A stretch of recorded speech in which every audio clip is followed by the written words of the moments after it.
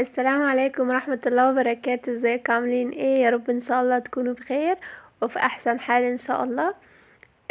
اول حاجة عايزاكم تصلوا على النبي، اللهم صل وسلم وبارك على سيدنا محمد وعلى اله وصحبه اجمعين.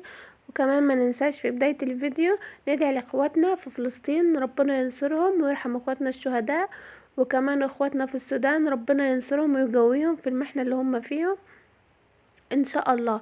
اول حاجة كده هسمي بالله وتعالوا يلا نشوف مقادير العيش الشامي البسيطة بأقل تكلفة. ان شاء الله هتعملوا عيش شامي وكمية كتيرة جدا، وان شاء الله طريقة سهلة. يلا كده نشوف المقادير كانت ايه. اول حاجة جبت كوباية مية دافية وحطيت فيها معلقتين كبار من السكر، وكمان معلقة كبيرة من الخميرة الفورية، وقلبتهم كده كويس وسبتهم على جنب. لو الخميرة انت واثقة فيها بتحطيها على الدقيق على طول من غير ما تختبريها، انما انا كده حطيتها في الكوباية عشان اشوف الخميرة بتاعتي كويسة ولا لا، بدل ما تبوظ لي الدقيق. بس كده رحت جبت كيلو من الدقيق ونخلته كده. اهم حاجة ننخله كويس.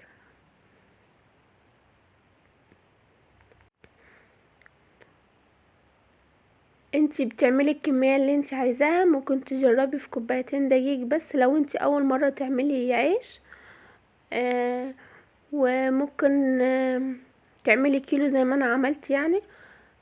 بس اول ما غربلت الدقيق حطيت عليه كوبايه معلقه كبيره من الملح، وطبعا لو زودنا كميه الدقيق هنزود كميه الملح عشان العيش يبقى ليه طعم كده بعد ما يستوي. بس كده لقيت الخميره كويسه. بعد ما قلبت الدقيق والملح حطيت بقى الخميرة لو هي كويسة بتعمل كده فقاعات من فوق، ده بيأكد لنا ان الخميرة بتاعتنا نشطة وهي يعني كويسة مش فاسدة. بس كده هقلب كل الخميرة في العجين كده كويس، وهزود بقى مية دافية كل ما عاوزة احط شوية مية دافية شوية بشوية علشان العجين ما يمهد. بس كده وطلعوا بقى كل الطاقة اللي جواكي طلعيها في العجين حلو خالص على فكرة. انا بعد ما بخلص عجين ممكن دراعي بيوجعني شوية، بس بيديني طاقة كده وببقى مبسوطة لان كل الطاقة السلبية اللي جوايا بتطلع في العجين. بس كده هفضل العيش بيبقى محتاج عجين كويس زي الفطير بالظبط، يعني الفطير المشلتت لازم نعجنه كتير زي العيش بالظبط. هما الاتنين بيحبوا العجين الزيادة. وحسيت كده انا الطبق مش مريحني، فقلت انا لازم احطه على الرخامة كده واديله ادي فوق وتحت ويمين وشمال لغاية ما العجينة دي تبقى زي الملبن بالظبط. وبس كده اول ما كده خلاص احس العجينة طريت مش محتاجة مني مية تاني، فخلاص انا كده هوقف عجن. مش هضيف لها اي حاجة غير ان انا اسيبها ترتاح بس لمدة 10 دقايق بالكتير، عبال ما انا اجهز اسخن الفرن واجهز الصاجة اللي انا احط فيها العيش. بس كده انا هحاول اقسمها لكور صغيرة، نحاول على قد ما نقدر الكور دي تبقى قد بعض. شايفين العجينة طرية ازاي؟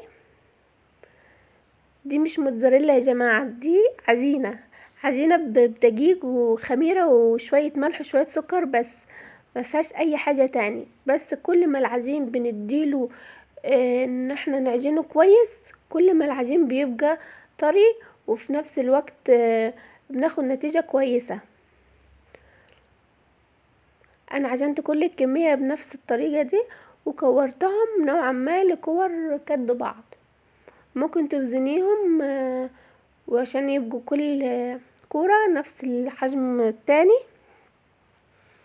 بس وانا هجيب بقى الكورة واحط النشابة في النص من النص لفوق ومن فوق لتحت، فاهمني؟ يعني انا بطلع بيها مرتين لفوق واحط النشابة في النص برضو وانزل بيها لتحت، ما بروحش واجي لفوق وتحت، بس انا عشان مجرية الفيديو هي واضحة كده. تمام. لو وصلتي لغاية هنا ونسيتي ما تحط اللايك علشان انا كمان بنسى افكركم وانتوا كمان بتنسوا ما تحطوه. فيا ريت فضلا وليس امرا انزلي يا جميله وحطي اللايك و... واكتبي لي كومنت حلو وقولي لي رايك ايه في العيش وما تنسيش كمان تشتركي في القناه وتفعلي زر الجرس عشان يوصلك كل فيديو جديد انا هنزله. بس كده اهم حاجه بعد ما نكورهم نغطيهم بفوطه او كيس علشان الوش بتاع العيش ما ينشفش. هو ده سمك العيش المطلوب، يعني ما يكونش ولا ارفع ولا اتخن من كده. وهجيب الصاجة بتاعة الفرن وهحطهم كده فيها. العيش انا فردته على شوية ردة وحطيت كده شوية ردة بسيطة من تحت وفوق علشان ما يلزقش مني. شايفين؟ على فكرة العيش كله الحمد لله جب، ما فيش ولا عيش ما نفخش في الفرن. وعايزه اقولك على حاجه كمان، لو انت عايزه ياخد لون زي كده ممكن تولعي عليه الشوايه من فوق، وفي نفس الوقت لو عايزاه ينشف كده يبقى متجمر كده زي ما بنقول من فوق، تولعي برضو عليه الشوايه. انما انت لو عايزاه طري فوق وتحت ما تولعيش الشوايه خالص، بس احنا بنحبه كده فانا ولعت عليه الشوايه عشان يبقى ايه ناشف كده شويه من فوق، ومن تحت بيبقى طري وفيه لبه وجميل جدا. على فكره بيبقى في الاكل طعمه حلو خالص. على فكرة ما خدش مني اي وقت ولا اخد مني اي مجهود، وكمان ما كلفنيش اي حاجة. هما شوية دقيق ومية وقلبتهم على بعض وكيس خميرة ب4 جنيه، وما كلفنيش. يعني احنا كنا بنجيب كل يوم بحوالي ب20 جنيه او 15 جنيه عيش، وبسم الله الرحمن الرحيم العيش ما بقاش فيه بركة زي الحاجات التانية، وفي نفس الوقت اسعاره غليت. اه يعني يلا الله المستعان. فانا قلت خلاص من النهارده انا هخبز في البيت بقى وهملي بيتي كله خير ان شاء الله بالشويه الدقيق دول. فانتي خليكي شاطره كده زيي وقومي بقى عجنلك شويه عيش وتدفي في الشتا كده وولعي الفرن، وفي نفس الوقت طلعي الطاقة السلبية اللي جواكي. العجين ده حلو خالص بيطلع كده كل الطاقة السلبية اللي جواكي، طلعيها في العجين وان شاء الله هتنبسطي والنتيجة كمان هتطلع حلوة. ان شاء الله هتطلع حلوة معاكي النتيجة. شايفين العيش؟ كل العيش طلع معايا كده ما شاء الله منفوخ من جوه، وفي نفس الوقت من تحت بيبقى فيه لبة، يعني ممكن تغمزي بيه شوية طبيخ او شوية جبنة بالطماطم بيبقى طعمه جميل.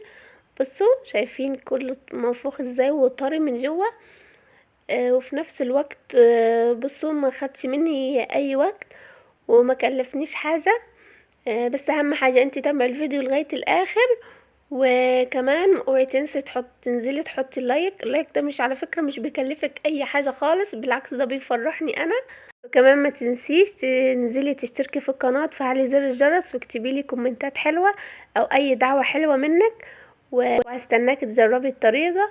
وبس كده هو ده كان الفيديو بتاعنا، يا رب يكون خفيف عليكم واسيبكم في حفظ الله، والسلام عليكم ورحمة الله.